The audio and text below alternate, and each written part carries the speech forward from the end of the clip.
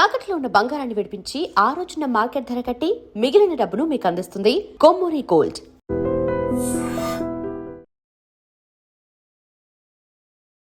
నమస్కారం.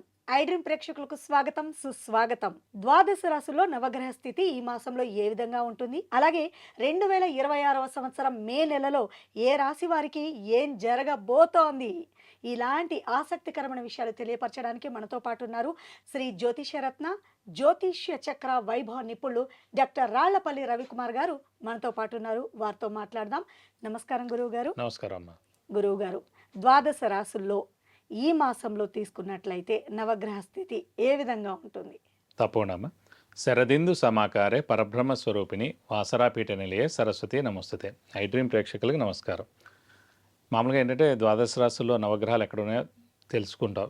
తెలుసుకున్న తర్వాత ఆ స్థానాల్లో ఆ గ్రహాలు ఉంటే కనుక ఈ మాసం అంతా ఏ ఫలితాలు ఇస్తారో ఏ రాశులకి దాన్ని బట్టి మనం తెలుసుకోవచ్చు అన్నమాట. దానికి ముందుగా ఏంటంటే మనకి సూర్యుడు రవిగ్రహం వచ్చేసి మనకి మే 15 నుంచి ఏమో మనకి వృషభ రాశిలోకి వస్తాడండి. సో మే 14 తారీఖు దాకా మటుకు మేషరాశిలోకి ఉంటాడు. సో ఏప్రిల్ 15 టు మే 14 మేషరాశిలో, మళ్ళీ మే 15 టు జూన్ 15 దాకా ఏమో వృషభ రాశిలో ఉంటాడు. నెక్స్ట్ వచ్చేసి కుజుడు వచ్చేసి మే 11వ తారీఖు నుంచి మేషరాశిలో స్వస్థానంలోకి వస్తాడు. తర్వాత రాహుగ్రహం వచ్చేసి మనకి కుంభరాశిలో ఉంటారు.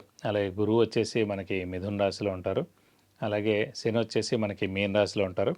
కేతు వచ్చేసి మనకి ఈ సింహరాశిలో ఉంటారు.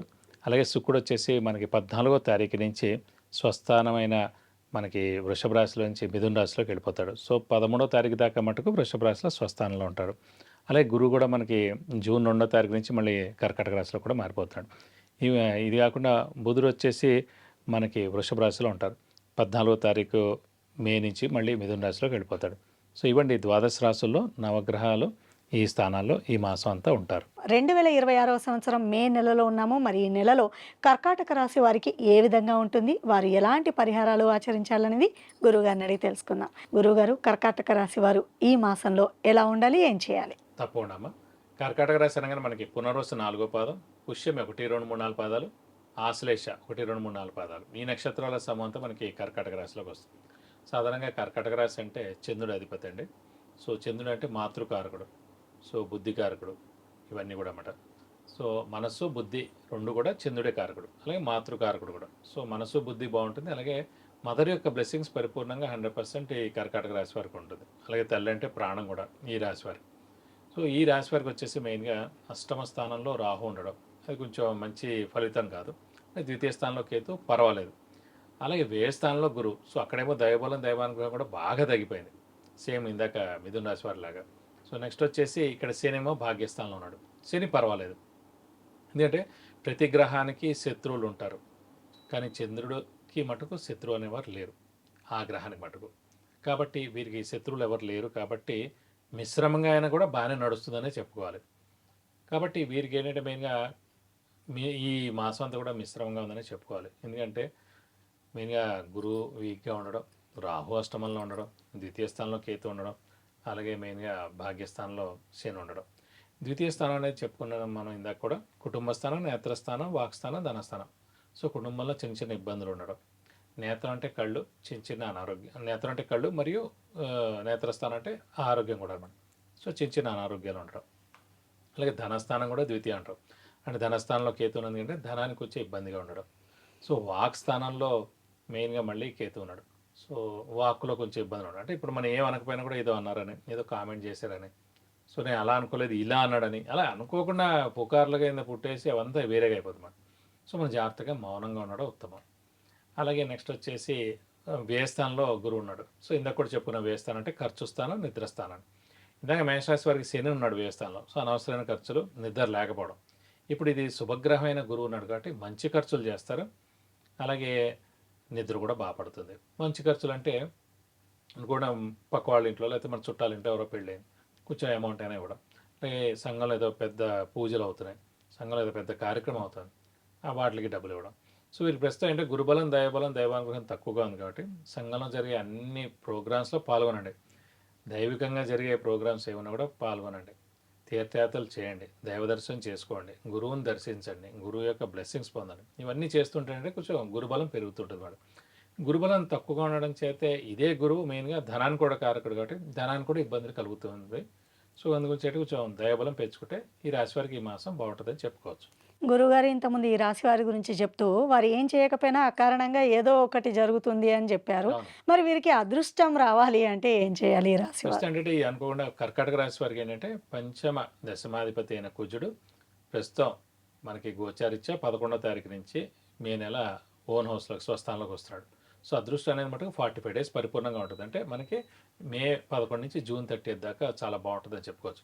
సో అదృష్టం పరిపూర్ణంగా ఉన్నప్పుడు ఏంటంటే అనుకోకుండా ఈ 45 డేస్ అయితే అనుకోకుండా ఏ పనులైనా మీరు టేకప్ చేసినా కూడా గ్యారంటీ అవుతుంది. ఎందుకంటే 3 ఉండాలి. ఒకటి హార్డ్ వర్క్ లేదా స్మార్ట్ వర్క్, సెకండ్ వచ్చేసి అదృష్టం, థర్డ్ వచ్చేసి గురుబలం.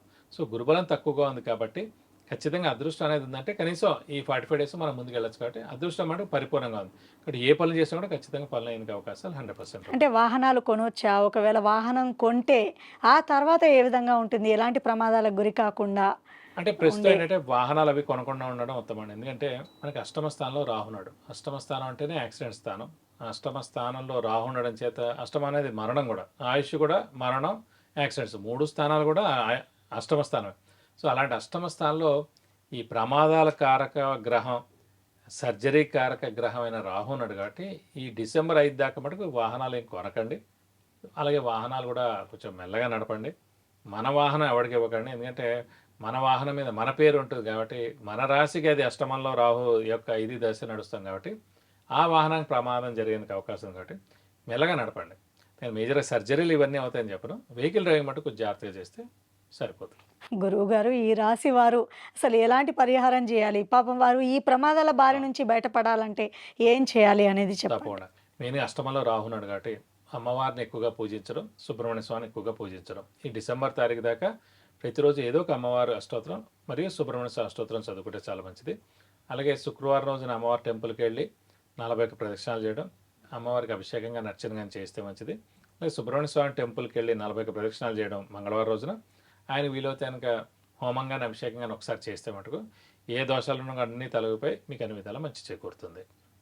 సో తెలుసుకున్నారు కదండి. మరి ఈ రాశి వారు వాహనాలు కొనకండి. ఒకవేళ వాహనం ఉన్నా ఇంకొకరికి ఇవ్వద్దు. డ్రైవ్ చేస్తే జాగ్రత్తగా డ్రైవింగ్ చేయండి అని గురువు గారు సవివరంగా తెలియపరిచారు కదా. మరి జాగ్రత్తగా ఉండడం ఎంతైనా మంచిది. నమస్కారం గురువుగారు. నమస్కారం. సో తెలుసుకున్నారు కదండి. మరి వివాహం, ఉద్యోగం, విద్య, గృహప్రవేశం, వాహనము, విదేశీ ప్రయాణము ఇలా రకరకాల ఇబ్బందులతో బాధపడుతున్న వారు ఏం చేయాలా అని ఆలోచించకుండా వెంటనే కింద స్క్రోల్ అవుతున్న నెంబర్స్కి వాట్సాప్ ద్వారా లేదంటే కాల్ చేసి మీరు అపాయింట్మెంట్ తీసుకొని వీటి నుంచి బయటపడే మార్గాన్ని సులువుగా మీరు గురువుగారిని అడిగి తెలుసుకోవచ్చు. నమస్కారం. And for more videos, Please subscribe to iDream channel. Subscribe to iDream Media. Please subscribe to iDream. Please subscribe to iDream. Please subscribe iDream. And please subscribe to iDream. For more videos, subscribe to iDream. please like, share and subscribe to the channel. Congratulations, iDream. Subscribe to iDream. Subscribe to iDream. So subscribe to iDream Media. iDream team అందరికి huge congratulations. Please subscribe iDream Media. Please subscribe to iDream. Subscribe iDream. Please subscribe to iDream. iDream అంటే నా కళల ఛానల్ను subscribe చేసుకున్న నోరు తిరుగుతలేదు. మీరైతే గంట గుర్తు కొట్టండి. For more such videos, please subscribe to iDream. Subscribe to iDream. Please subscribe to iDream. Please subscribe iDream Media. Please do subscribe to iDream. Please subscribe to iDream Media. For best entertainment and information, please subscribe iDream. And don't forget to subscribe to iDream.